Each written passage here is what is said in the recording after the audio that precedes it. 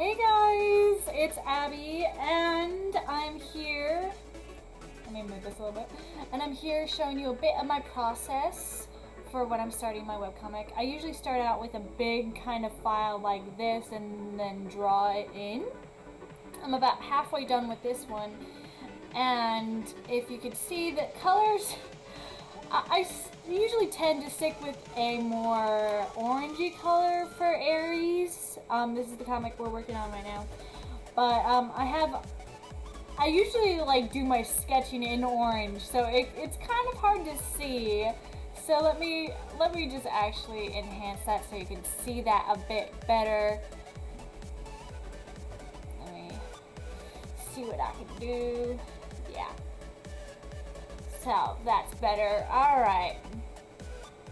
So I start laying out what I want the scenes to look like, and I go around it. I'm going to be moving these scenes around later.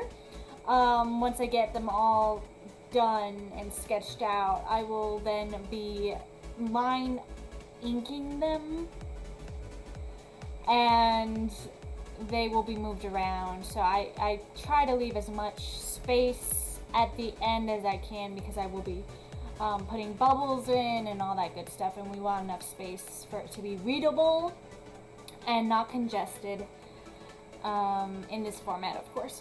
So I start writing in some of the dialogue that I think I want these characters to be saying during these scenes. I'm trying to work their facial expressions and hand position. It's very rough sketching, so it's very rough sketching. A lot of times it's hard for other people to read it, but I know what it is saying. But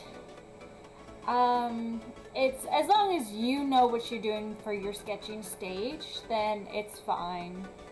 You can see over here, it looks like his arm is kind of floating there, but I kind of use the cylinders to just get the shapes right, because a lot of body parts are just shapes, and if you want to get them in the correct position, it helps to use those shapes.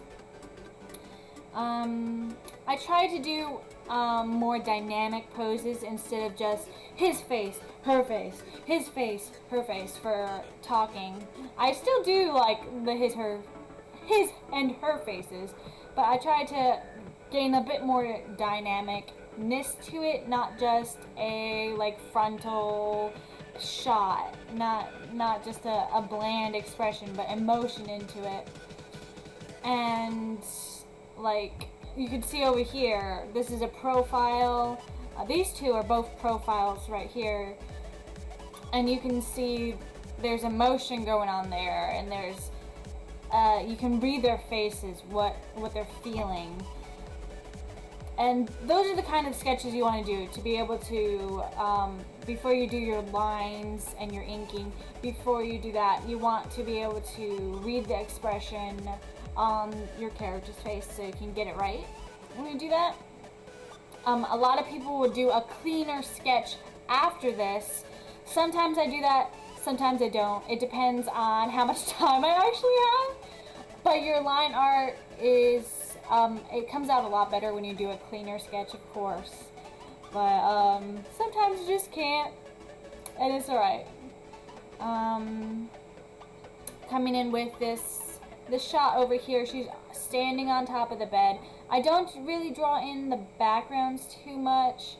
I've been leaving my backgrounds more colors and texture, unless there's actual something there.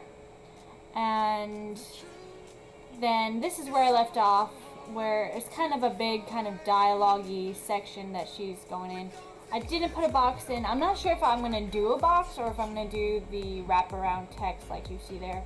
That will probably be hammered out once I do that planning phase. After the inking, there's like a post-production phase that I do, and we'll see from there. And I'm in the middle of deciding, you know, how this should be ending, what sets looks like, because you see there's all this space left.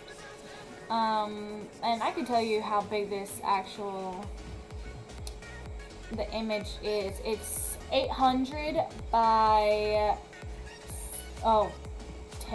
17,000.